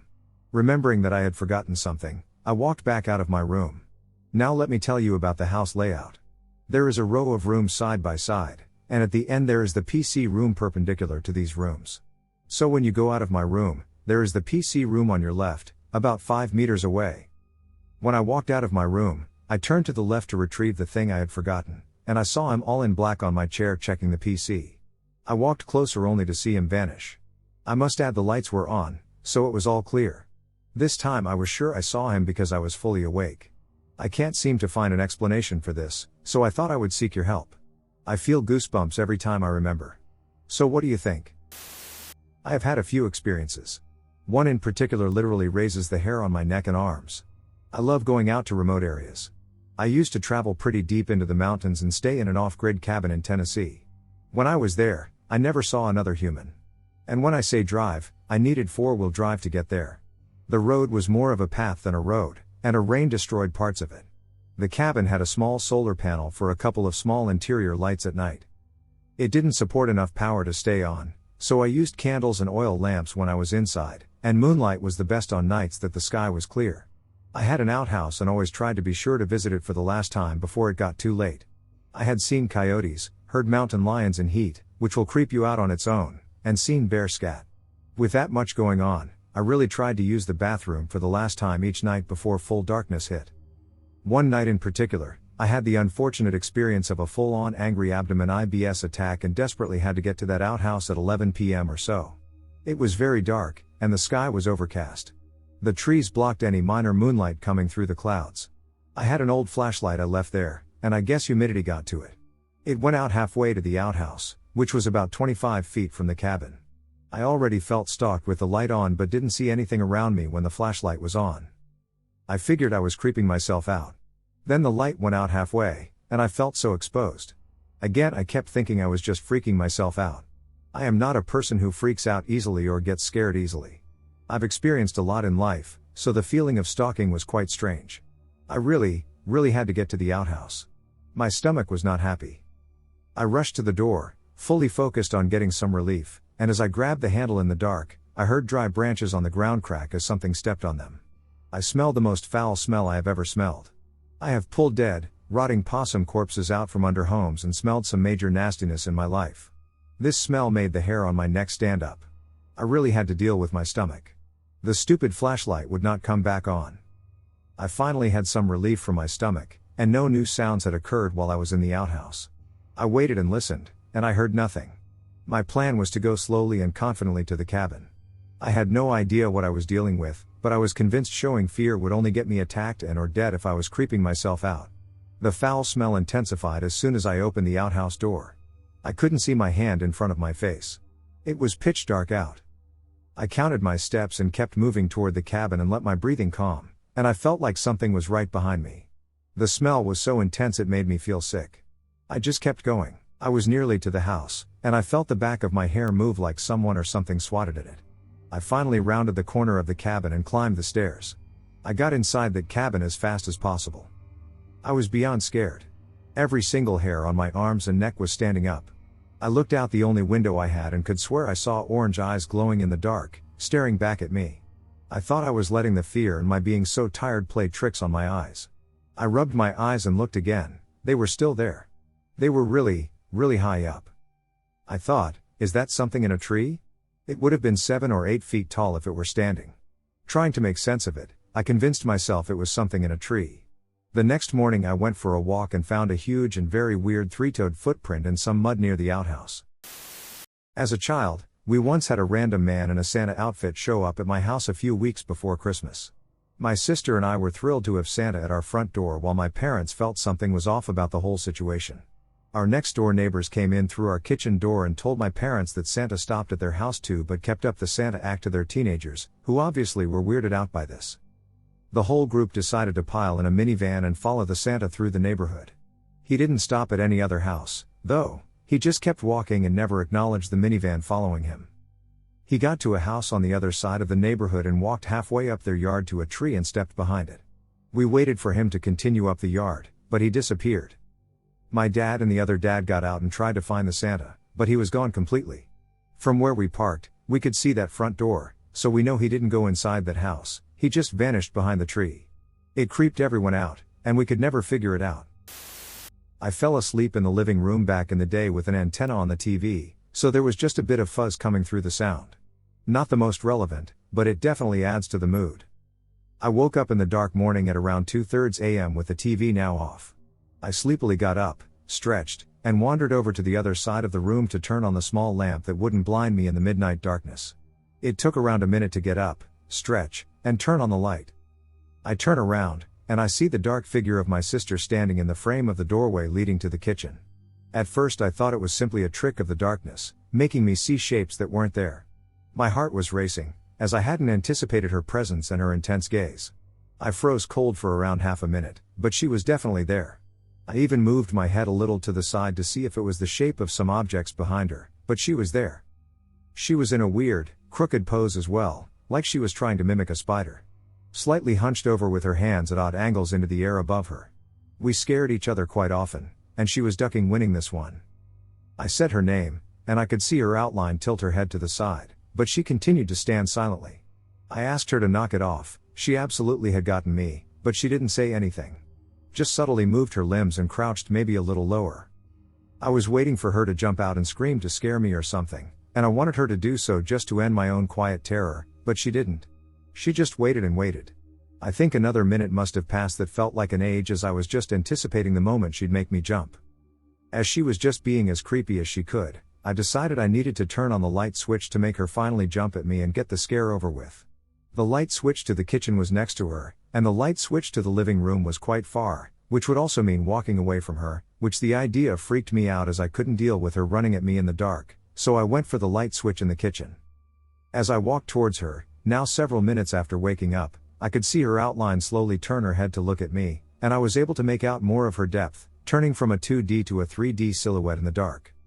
I had to reach past her to turn on the lights, and I could see her next to me, features now just a little more visible and ready to scream as soon as I turned them on. I could see her face less than half a meter from me, ready to scare the living daylights out of me. I flicked on the lights. There was no one there. Just an empty space where the figure was. My sister was and had been fast asleep upstairs for hours. I look back nowadays, this was over 10 years ago, and all I can think of is that I was somehow still dreaming, that I hadn't woken up after minutes of standing up, stretching, and walking.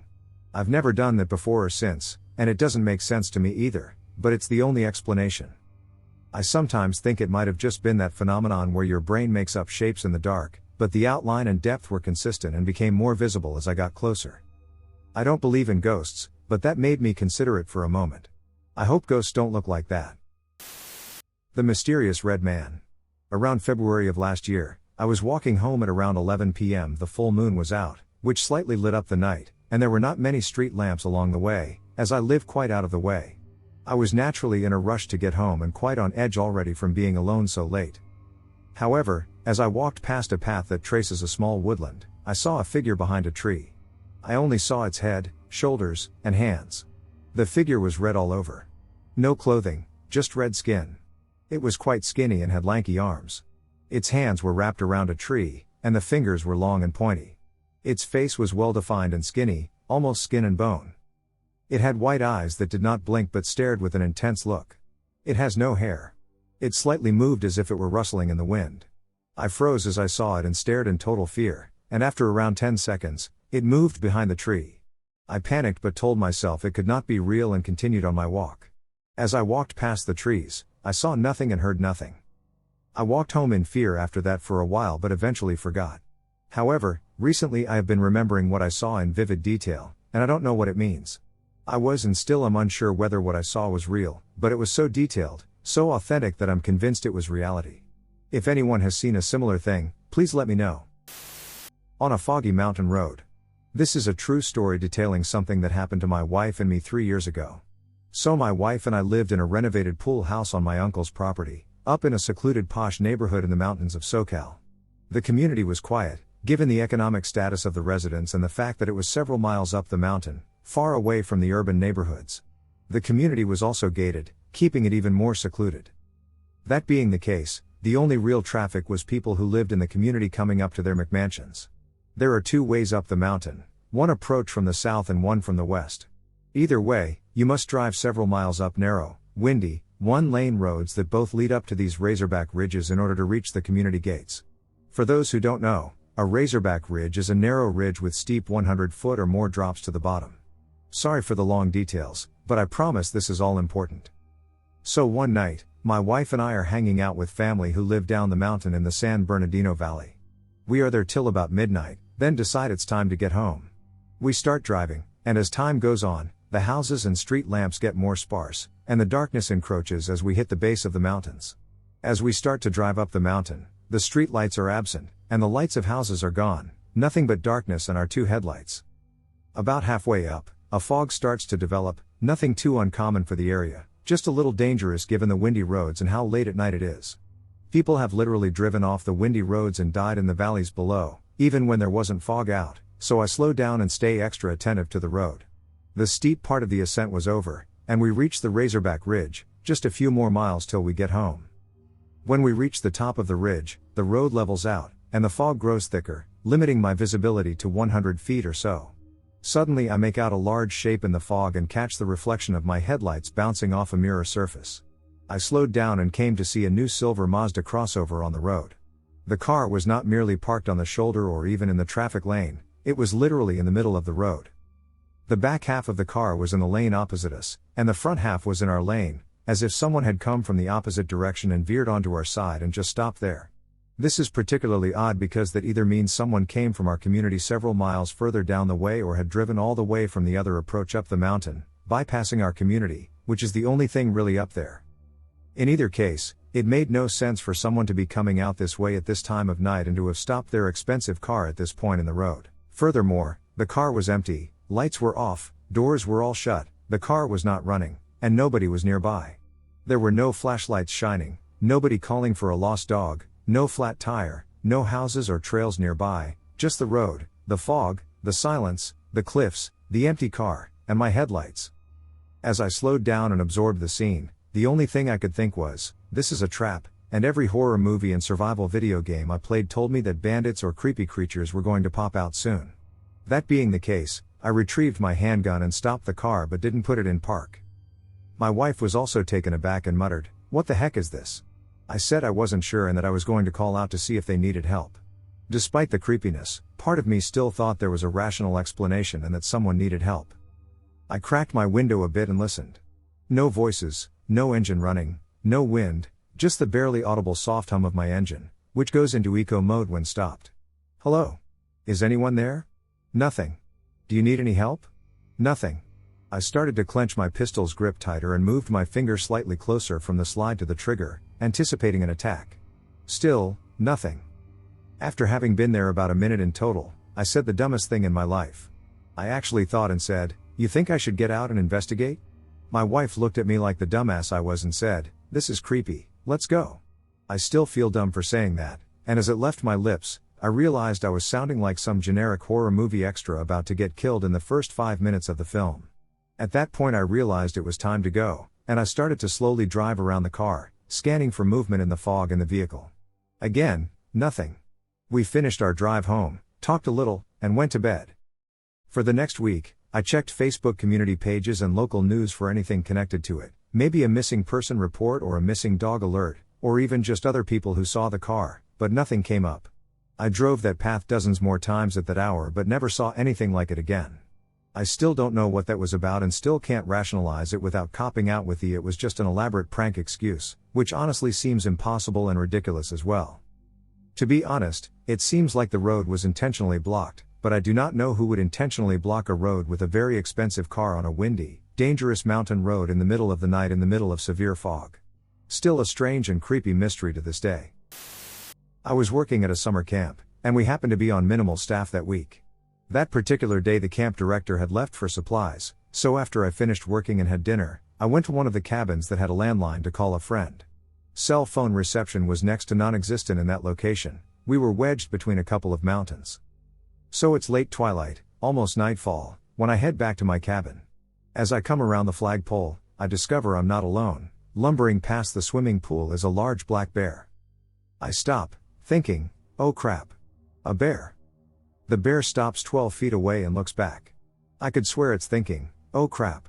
A human. For a long moment we stand off, looking at each other. So I'm shining my flashlight at this wild animal. Totally alone, unarmed. We knew this bear had been visiting our camp because each morning the dumpster was tipped over. It never got into the dumpster, but it tipped it over all the same, just to try to get inside. It was making a beeline to the dumpster when we crossed paths. No one had ever seen this animal face to face before. It's about twice my size. So what am I going to do now? At that moment the bear turned and left the camp, walking directly away from me. Years before, at a park ranger educational lecture, the advice was to stand your ground and keep your cool if you ended up face to face with a bear. It worked. Don't know if you would call that creepy or mysterious, but it earned massive respect from the kids once the campers arrived. Somebody told them that I had driven away a bear by myself, and that made me the most badass adult in those kids' world. Okay, I'll take that. Not a kid talked back at me all summer. I refrained from discussing my actual actions, which consisted of standing and shining a flashlight for approximately 15 seconds, feeling foolish and unable to come up with a better plan. My mother's village experience. What happened to my mother during this experience of hers is kind of hard to describe with one word. It's like a premonition, but rather than feeling like something bad was about to happen, it's the feeling that something bad happened long ago. The situation my mother experienced was a long time ago, and I wanted to share it not to ask for answers but to share her experience. My mother was born, and for the first 18 years of her life, she lived in Greece. When she was 14, she took a trip together with her father, uncle, aunt, and 2 cousins to my grandfather's village in Peloponnese, southern Greece, called Tripoli. They all originated from my mother's city, Larissa, located in Thessaly, a province in central Greece. Since it was a long journey, the 5 of them stopped by a village along the way before resuming the trip. My grandfather then took my mother on a little walk around the small village. She told me she was having a wonderful time with her family, and there was no reason to be upset, sad, or distressed as she was in the village. As they were walking, my grandfather decided to take my mom to this hill on the outskirts of town. As they were approaching this hill, my mother just felt a feeling of dread. She felt almost panicked, sad, and disturbed, and she said to my grandfather it felt like something was crushing her heart. My grandfather then took her away from the hill and to a local tavern where the rest of her family was present. Once at the tavern and with the tavern owner also expressing concern over my mother explained as they were near that hill what she felt. After she finished, my grandfather and the tavern owner explained to her what had happened at that hill. Before I proceed, I chose not to disclose the village's name until now, as it could potentially reveal some details about the events that transpired there. Nazi Germany occupied Greece from 1941 to 1944, and they also took control of Kalavrita. In response to the killing of 78 captured German soldiers, the Germans set their sights on destroying the town. They looted buildings, commandeered livestock, and rounded up civilians. They then took the entire male population, consisting of older boys to seniors, to the top of that hill my mother was near and then executed 438 of them at once, leaving only 13 survivors. However, in the past, my mother was unaware of the events at the site, and my grandfather did not have the opportunity to inform her when they arrived at the hill. Kind of strange, come to think of it, but at the same time it intrigues me as much as it disturbs me. Did he time travel? To summarize, I was visiting family members in the Mexican state of Zacatecas on December 25, possibly in the year 2019 or 2020. While at my uncle's ranch, my cousins and I decided to venture to a nearby cemetery, just a 10-minute walk away, to engage in some lighthearted fun. As we were leaving, this 8-year-old boy, not my cousin and was never with us, appeared from behind us running at full speed towards us crying. We all screamed because we got scared and thought it was paranormal shit, but no, this was actually a boy. Being there for almost an hour, we never saw this kid. We took him home with us, and he said he was playing hide and seek with his siblings during the day and hiding in an abandoned room. When he got out from his hiding spot, he said it was already dark and saw us leaving and ran to us. I find it weird because we were all in that same abandoned room, but he wasn't inside. We got him food and water, and the next morning we drove him to the city and turned him into police. We stayed longer for the investigation. What the police told us, I couldn't believe it. The kid we found has been missing for over 15 years. They even showed us an old list on the computer of missing kids from the early 2000s. His name and picture were there. We looked back at the kid, and it was the same kid, but how was he still the same age? His parents got a call, and we left the police station. I remember seeing a family walking out with him crying and hugging him. I don't know how this could have happened, but I'm just happy that kid got reunited with his family. Help me. What are the sounds in the woods by my house? Throughout the last week, I have been able to hear a strange noise coming from the woods that are next to my house. For context, I live in a house that is on the side of a small cliff or ledge, and down the ledge a ways, down a bit of a steep hill, the woods begin. I first heard the noise on Saturday. It was of a medium pitch and sounded like an animal yelling, so I assumed it to be a deer. There are deer that walk across the street and into those woods late at night sometimes, and I have seen videos of deer screaming before. It did not sound quite the same as the videos I have observed, but it seemed to make sense as an explanation. What began to frighten me, though, is that the sound is regular. I heard it again the next night around the same time and at the same pitch. I looked at the clock when it happened and saw that it was around 1 a.m. It was also the same length as the last night, 2 brief screams and then silence. During that second time on Sunday night, I thought that the screams had a bit more tone to them, like they sounded a bit more like vocal human screams, not animal screams. I say this because the screams sound like they had the tone of fear. You know how you can tell if a scream that a person makes is one where they are afraid or one where they are trying to frighten something else or be intimidating? These screams sounded like someone who was nervous, like someone who had been quickly scared by something. I started coming up with a new theory because thinking it was a deer was causing me to be frightened. It felt uncomfortable to think that an animal could sound that way. I started to think that maybe there were kids in the woods playing some kind of game. There are a couple of kids who live in the house next door to mine. They are not adjacent to the woods like my house is, but they have gone in there to play before, so I am happy with this theory for a while. On Monday I went to my neighbor's house. I asked the mom if she had been letting her kids play in the woods late at night over the weekend. I said that if she was, she might not want to let them play out so late at night, as the hill that the woods are steep and they could easily get injured if they try to navigate it in the dark. She said she would never let them out so late, that I must be hearing an animal or teen sneaking into the woods. Our area is very remote. I do not know of any teens who live around here, so I do not think what she said is correct. I believe that maybe her kids were sneaking out late without telling her, but her kids are around ages 8 to 10, I think, so that also seems unlikely that they would be sneaking out so late. I also started to think that the tone of the screams does not sound like a kid's tone. A kid's voice is like a squeal and normally very high-pitched, however, these screams are more throaty, which is a sound I do not think kids can make. I stayed up late on Monday and Tuesday night, but I didn't hear anything. I thought it might be the kids, and the mom might have scolded or warned them after I spoke to her, but she didn't want to admit to me that she was letting her kids outside so late. However, last night, I heard it again. Again it was like a brief, throaty scream, but this time it was more than 2, which was unlike the first 2 times. This time there was a long one and then 2 more that sounded as if they were fading, but the first one was so close to my house that I jumped when it happened. It did not sound distant at all, like it must have been at the edge of the woods. I do not know what to do because now I've heard these screams for 3 nights. I am afraid that something in the woods is being hurt, but then I am also afraid that there is something in the woods that is trying to lure people in, like pretending to be hurt. It could just be a prank that is being done, but again, I live in a remote area. There is nobody that I know of around here who would be the type to do a prank like this. Everyone in my small neighborhood is an adult except for the couple of kids next door. What should I do? Should I set up something to capture the sound? Should I go out to the woods to investigate after a night where I hear it? I think I will start to keep track of exactly when I hear it to see if it really is around the same time each night. Please give me your advice. I need advice on what to do. I am scared to just wait and hear it another night. Was having a hot box session with 3 friends. This is rural South Alabama. We pull up on my friend's land where his whole family lives. It's common in these parts for multiple generations to live on a huge plot of land in multiple houses/trailers. We pull up beside his grandmother's trailer, and it's pitch black. Now his grandmother died some years before, so the trailer is empty. The only light is a small light next to a small pond. We pull up in a 2000s Highlander. I'm in the back passenger seat. My friend, let's call him C, is in the front passenger seat. So windows are cracked, and it's almost pitch black outside of the radio and cherry on the blunts. We are about 3 to 4 in when all of a sudden I hear a soft voice say, "Hey." I kind of shrug it off, but then it happens again. All of a sudden, C turned and said, "Bro, did you hear that?" I said, "Shit, yeah."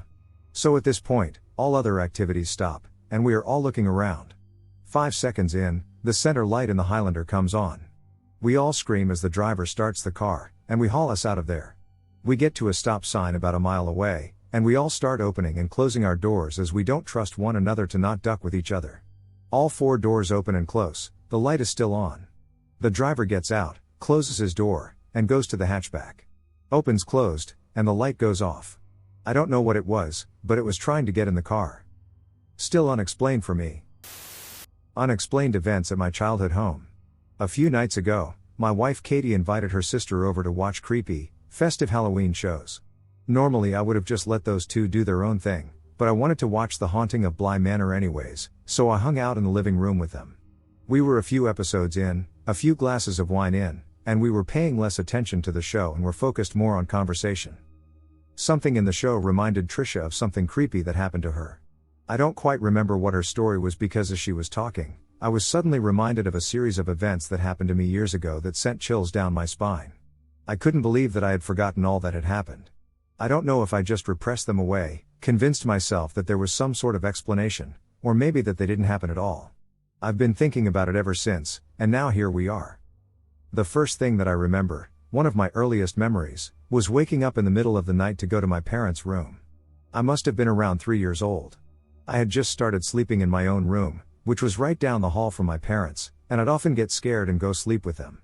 It was a straight shot down the hall, with the bathroom in between. I'd have this recurring nightmare that I would fall asleep, and in my dream I would wake up in my cold, dark basement with all of the lights off. One night I had the dream, woke up in the basement as usual, woke up for real, hopped out of bed, and opened my bedroom door to walk to my parents' room, but there was a tall, shadowy figure with a top hat on standing in front of the bathroom blocking my path. I was so frozen in fear. I don't remember what happened after that, but I remember that fear. I was very young, in a dream state, and it could very well have been nothing, but that image is still so vivid in my mind. I probably wouldn't think much of it if it weren't for things that happened later in that house. Fast forward a few years, I must have been around 4. "How come the sink turned on?" she said. I got goosebumps. I asked her what she meant, already knowing, and she replied, "I saw the sink turn on all by itself." My mom walked into the room, pale as a ghost, continued into the bathroom, and turned off the now running faucet. I'm not sure exactly how long after that the humming started, but this I know was real, and it scared the living shit out of me. I've had to wipe nervous tears from my eyes a few times just trying to write about it. It happened every night for a long time. Some nights I would stay awake waiting for it, other nights it was so loud that it would wake me up, but it would always happen around 2:30 a.m. My bedroom was now upstairs, which was just a narrow single room. I would hear the hum slowly move from the far end of the room to right above the head of my bed, where it would stay and hover for a while, then move back down the room towards the back of the house. It was so loud when it was above me that I could physically feel it in my chest. Things on my bedside table would rattle. It was a dull, deep, mechanical sounding hum. Almost a buzz. I don't really know how to describe it, but it was paralyzing. Nobody else in my family ever heard it. It would only last for a minute or two, not long enough to bolt downstairs, wake my parents up, and convince them to come have a listen. I told them about it, but they just said it was probably an airplane or something. It absolutely was not. From what I can recall, nothing strange happened after that until I got my driver's license and got my '94 Ford Thunderbird. I started noticing that I'd have to keep turning the passenger side cabin light off. It didn't make sense. I rarely had passengers, and if I ever needed to turn the light on for something, I'd use the rotating knob on the left side of the dashboard to light up all of the lights in the car, not just a manual clicky push one, especially the one on the other side. It happened dozens of times.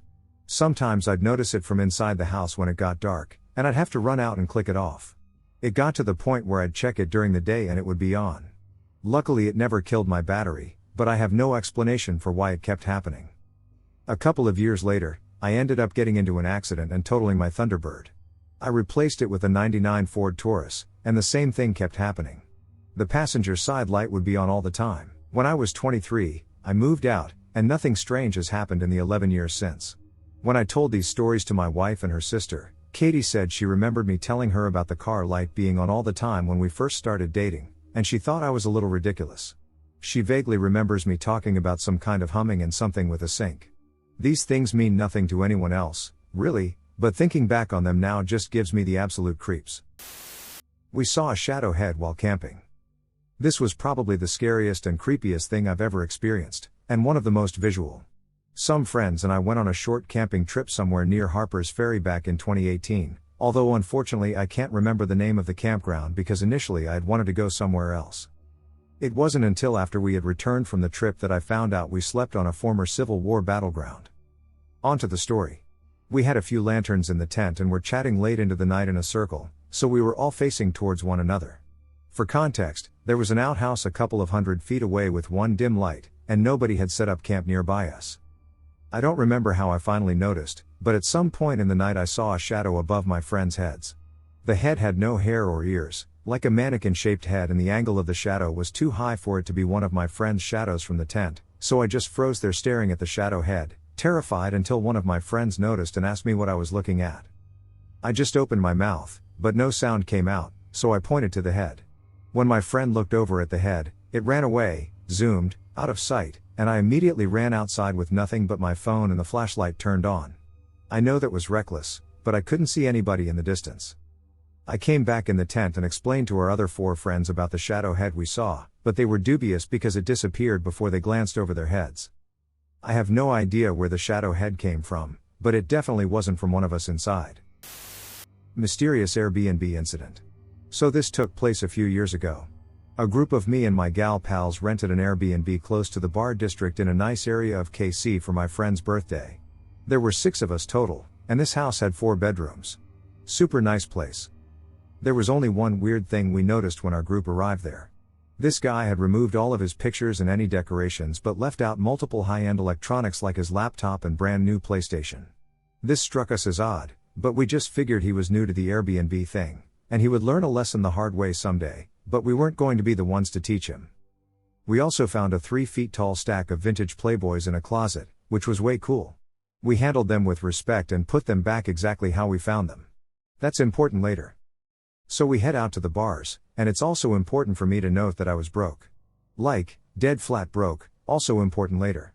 But these were my friends, so the deal was that I would DD, and I got to stay in the Airbnb for free. I'm cool with this because I'm not really a big drinker anyway. But everyone else gets lit, and the birthday girl gets too drunk, as anticipated, and we get back to the Airbnb, and she is throwing up in the toilet. Well, I had to pee, bad. So I figured a house with 4 bedrooms has got to have more than one bathroom, and I went looking for it. I headed downstairs, which was a finished basement with 2 of the 4 bedrooms, and I came across multiple locked doors, but no bathroom. I finally open a door that seems to go into the garage, which has a washer and dryer and a drain in the floor, so I waste no time and squat above the drain. 2 things of note about the garage.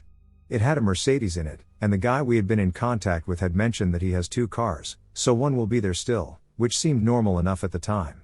The other thing of note was there was a body bag. I stared at that bag the entire time I did my business, just thinking, I don't like how I feel in here at all. So we continued partying through the night pretty much. We had been drinking and doing blow, so I don't think there was ever a point where all of us were asleep. Then morning came, and the other girls were packing up their stuff, and I was poking around this house because I didn't bring anything to pack, really. He had multiple surgery and anatomy books, which were fun to look at. Then I came across a closet with a near full liter bottle of Biolage conditioner. For those who don't know, this is a $45 bottle. As previously stated, I was in dire need of conditioner and toothpaste, and I had no qualms about taking advantage of someone who wasn't responsible enough to secure their valuables from strangers in their home. I was in need, and he was lucky I wasn't walking out with his electronics. It's not the coolest thing I've ever done, but whatever, desperate times. This is where it really gets interesting. So in this house you walk in the front door to an open living room, and then 25 feet and there's a large arched doorway about 12 feet wide into the dining room. And right inside of that arched doorway was a hutch about 3 feet tall. I open up the doors of the hutch and bam, a revolver, right there on the top shelf in the hutch. I took off my bandana and picked it up to check if it was loaded, and it sure the hell was. I keep poking around, and I see the deed to the house, insurance cards, a social security card, checkbooks, passports, and a jar of change that was probably a couple $100, which I did take a handful of. Like I said, I was broke. All of this is in an unlocked hutch closer to the door than to any private space of the house. I mentioned it to my friends, and those with kids were shocked. This guy had no idea if we were bringing kids with us or not. But he did know we were a bunch of girls celebrating a birthday and wanting a place near the bar district, so what if we had brought a random dude back with us? Not to mention, who keeps their home protection closer to the front door than to their bed? Alarm bells were ringing at this point, but then I had a thought that made my stomach drop. The locked rooms. If he didn't lock up his expensive electronics, personal financial information, and gun, what the duck did he lock up? After we had left, this guy sent a message complaining about us touching his playboys. Like I said, we handled them with respect and put them back exactly as we found them, which means he had a nanny cam or something, which I totally understand, but he never mentioned the conditioner and toothpaste and handful of change I stole or the fact we dug through that hutch. I don't think he has 2 cars, I think he never left.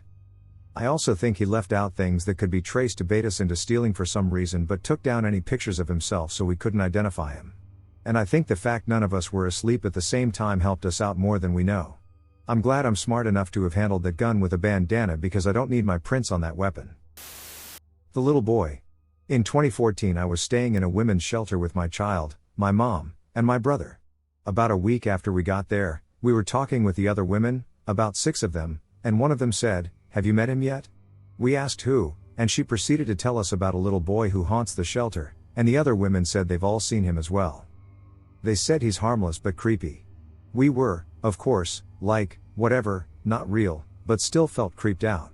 My family shared the same room, and the room was on the 2nd floor with no balcony or anything. One morning I woke up, and my brother told me he saw the boy last night. He said he woke up in the middle of the night and the little boy was standing at the edge of the bed looking at him, and then when my brother tried to talk to him, he ran out the wall/window. I was thoroughly creeped out lol. A few days later my child woke me up in the middle of the night around 2 to 4 a.m., so I went to go make him a bottle.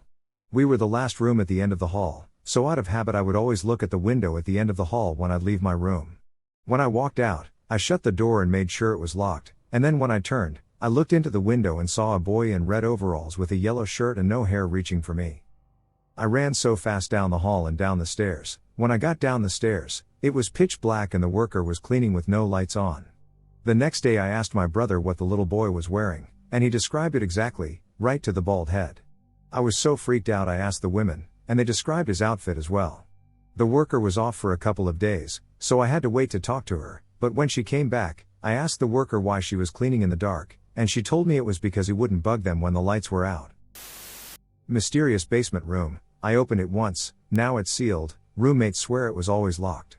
2 months ago, I moved into an old house with 4 roommates who I've been friends with for 6 years. We don't know the year that the house was built, but it has milk doors for the milkman to drop milk off at the house when it was socially unacceptable for a housewife to interact with another man, the milkman, so we estimate that the house was built somewhere between 1920 and 1950, but it could be earlier. 2 days ago, I asked one of my roommates to send me the floor plan of the house. I noticed that there was a 17 square meter, 183 square foot, storage room in the basement and that the only door to the storage room was through the boiler room. I had never been in the boiler room, only peeked inside, so I decided to go check this storage room out. When I walked into the storage room, it was really dark, so I left to grab a flashlight. Unfortunately, the only flashlight I have is a dual flashlight laser pointer, for my cats, so it was tiny in diameter and quite dim. But I could tell the floors were made of concrete that was very eroded and that the walls were also made of some sort of rocky material, either concrete or large bricks. The room was completely empty, and there were no lights and windows.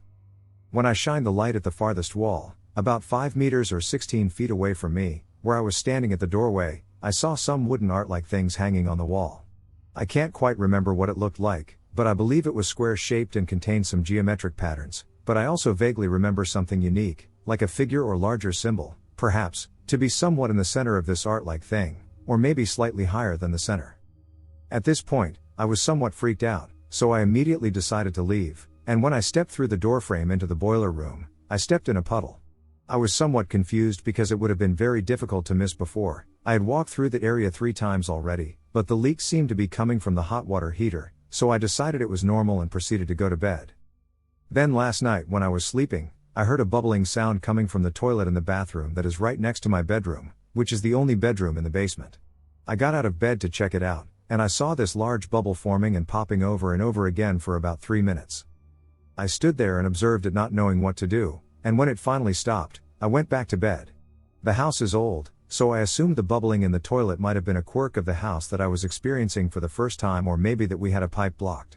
We have informed the landlord, and we are still waiting for maintenance to check it out. This morning, I texted my roommates and told them I wanted to show them something this evening, the storage room, but I told them I wanted it to be a surprise so they could be as shocked as I was. Due to Thanksgiving weekend, I live in Canada, only one roommate was going to be home, Rebecca. Rebecca texted me to ask if what I wanted to show them was a secret room, and after I said yes, Rebecca shared that Danny, another roommate, had recently had a dream about finding a secret room in our house. Rebecca also asked if the secret room was the room in the boiler room. I said yes. She told me that she, Danny, and Macy, a third roommate, had tried opening the door on 3 separate occasions, in combinations with each other, and they had never been able to get it open. They assumed it was locked because the door handle did not turn, and they didn't care enough to ask the landlord for a key to that room. I did not inspect the doorknob on the inside of the storage room when I was in there briefly, but it has a keyhole on the side of the boiler room. I asked the landlord for the key to the storage room, but they said they have never had the key or been in that room. They are new owners of the house. I FaceTimed Rebecca and asked her to go try opening the storage room because I wasn't home yet. She tried, but the doorknob wouldn't turn. She also tried pushing and pulling, but the door didn't budge at all. Rebecca had to leave to go visit her family for Thanksgiving, so when I got home a couple of hours later, I tried going into the room. The puddle in front of the door was no longer there, but there was a puddle still under the hot water heater, just not right in front of the door to the storage room where it was before, so I am assuming that the water in front of the door dried over the past couple of days. But no matter how hard I tried, I could not get the door open. The handle wouldn't turn, and the door doesn't budge, even when I push/pull as hard as I can. I did not, purposely, lock the door when I closed it 2 nights ago, and the first time I opened the door, it was so easy to open that I didn't even consider that the door could be locked. And I know this is a very, very minor thing and may be unrelated, but 3 weeks ago, I accidentally spilled some liquid on the egg carton in the fridge. The carton was saturated with liquid. I assumed eventually it would dry, but I quickly realized that I was very wrong about that. I decided to just leave it, and today when I opened the fridge, the carton was bone dry. I open my fridge every day, and I strongly believe I would have noticed if the egg carton started to dry after 3 weeks. The egg carton being wet was my biggest annoyance about my fridge. With the water in front of the door drying, I can chalk that up to natural drying processes. With the egg carton drying, I can also see how that may have been a natural drying process, but I do find it quite strange that for 3 weeks the carton remained soaked and now it is bone dry. With the toilet bubbling, I can say that is likely due to a blocked pipe or a quirk related to the age of the house. But why was I the only one able to open the door? And why can't I open the door again? I suppose I could have accidentally locked the door on my way out of the storage room, but my roommates insist that they tried very hard to open the door on 3 separate occasions before I went into the storage room. I've known these people for 6 years, and they are not the type of people to play pranks on others.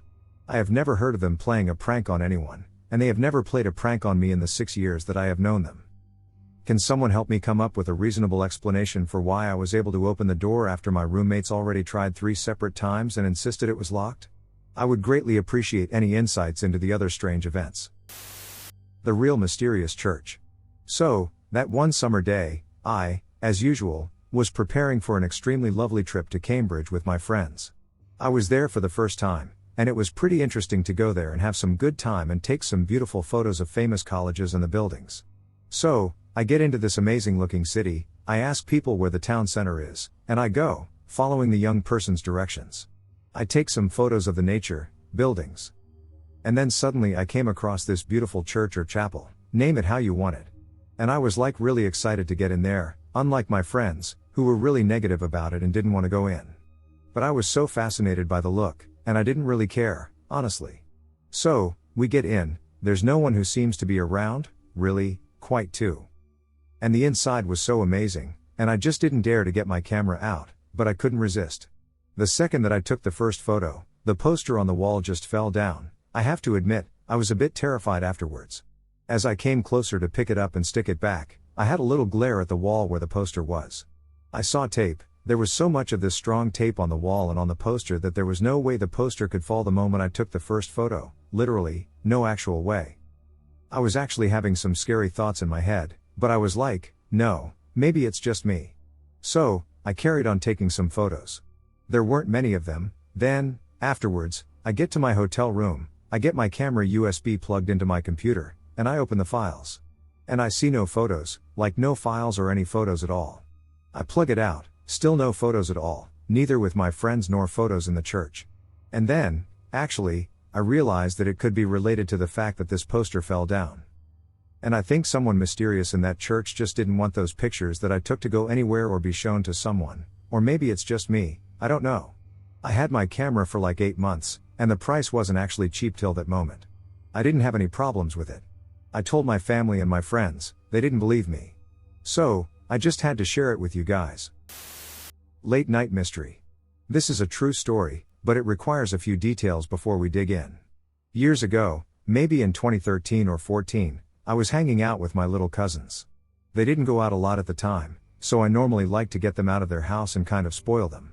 Our favorite spot to eat was always Outback Steakhouse, bloomin' onions and cheese fries, can't beat it. Then we would sometimes go to the mall and shop for clothes or some little gadget, maybe sometimes a movie afterwards, and then that was it for the night.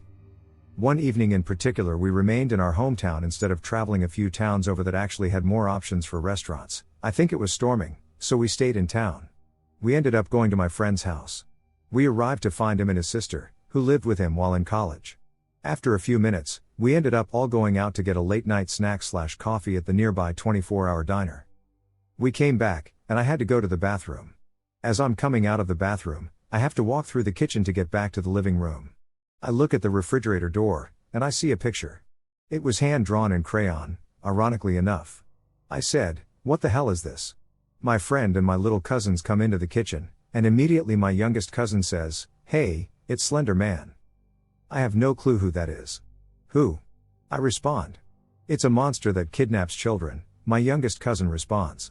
"My little brother drew it when he was here last time, and I thought it was cool, so I put it on my refrigerator," my friend says. So we all finally migrate back to the living room. My friend has a large blanket tacked to the wall above the threshold that connects the kitchen to the living room, only to conserve the cool air in the living room because he had a window unit and no ducts running through the house. We are all sitting in the living room and reading up on this Slender Man character. My friend and his sister were on their laptops, I and my oldest cousin were on our phones looking up stories and myths. Needless to say, there were some interesting stories about the character. I didn't, of course, believe in any of this, and I still don't. This went on for maybe another half hour until my cousins started getting a little rowdy, so I told my friend that I was going to drop them off at their house and then come back. This was around 11 p.m. I got back to my friend's house at around 11:40 p.m. I walk in, and my friend is still at his desk in the living room, looking at Slender Man stories, and his sister is sitting on the couch with her laptop and a cup of coffee next to her. I sit in the chair that's next to my friend's bedroom door. This bedroom door is also closed and happens to open into the living room rather than into the bedroom. For future reference, we find stories and read them aloud. Obviously, some are a bit far-fetched, and some are genuinely scary, good campfire stories. And I love a good story, I always have, so I kept trying to find different ones about this creature. This goes on for maybe another 30 minutes. And then something happens that we didn't expect.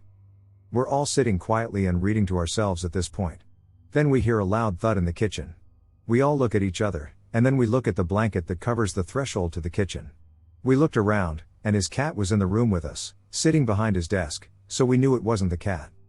Then we hear it again, then again, then again. Like someone is stomping around in the kitchen.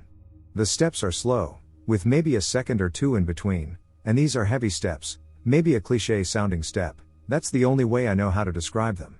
And then it stops. We look around at each other and don't say a word. And then we hear it in my friend's bedroom. We are all staring at his bedroom door since there's not much else we can do. My phone is now on my lap, and my friend is turned around in his desk chair and listening just as closely as I was. The stepping stops again. A few seconds go by, and we think that's the end of it. His bedroom door handle then starts to move, and the door begins to open. All I'm able to see is the door slowly opening. There was no sound. His sister then screams so loud that dogs from across the street begin to bark. She screams and dives to the end of the couch that is farthest from the door, her laptop goes on the floor, and her hot coffee goes everywhere. The door hits the chair that I'm sitting in, and I'm waiting for something else to happen. Both my friend and I are in shock at this point, but we immediately stand up.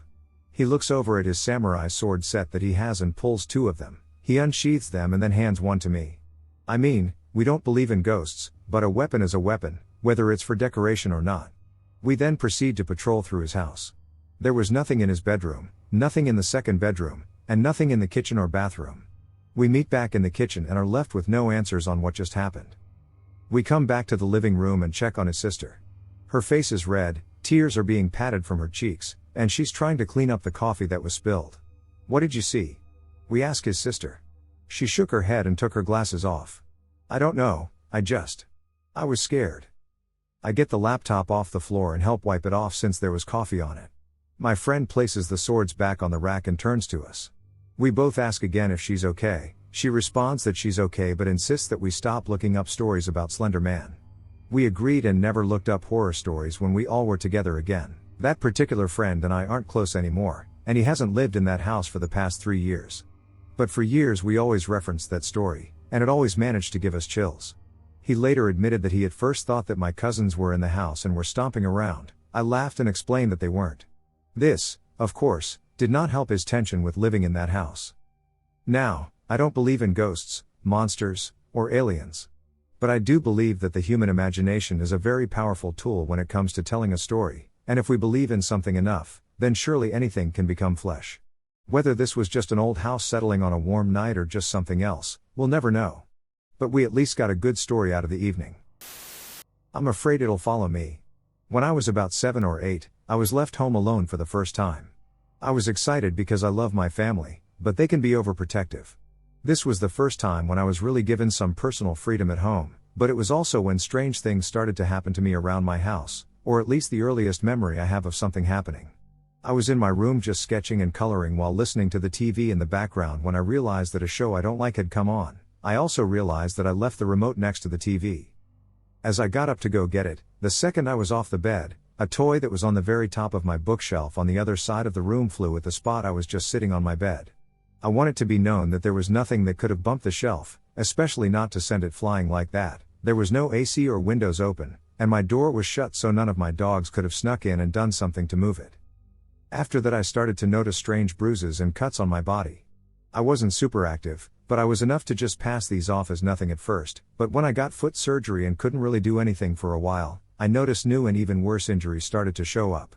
Now I left my door open at night, and my dogs would sleep with me, so that's what I thought it was at first, like most people would. So I started to shut my door at night, at least until my injuries were gone, and told my family the reason and to leave it shut, to which they all agreed. However, I still kept getting more and more injuries, but when I asked my family, they all said they left my door shut and had no idea how I was still getting hurt, especially since I was known to be in an almost dead-like state, to put it in my friends' terms, when sleeping. This still went on, but they got less intense and soon just became normal to me. I went for a few years without a big incident again, but throughout the time I noticed that I would sometimes get an intense feeling of being watched, or see shadows moving out of the corner of my eye when no one else was around, or hear my name being called, but when asking my family, they all said they didn't call or hear anything.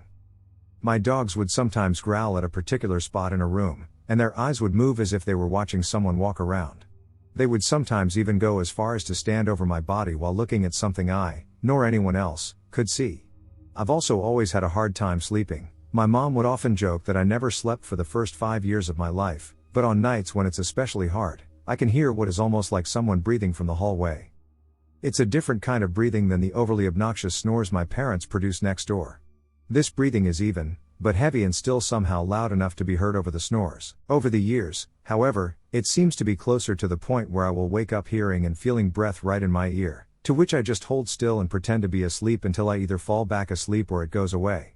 And every so often I'll feel like something is holding me down. Now I've never had sleep paralysis, at least as far as I know. I sleep on my stomach a lot of the time, but sometimes I'll wake up and feel a pressure like hands on my shoulder blades or back. It's hard to describe, but it's a feeling in which I know it's not my family members or really anything human, and I don't think it's sleep paralysis because I know I can get out of it and move, but a gut feeling is telling me I'd really regret doing so.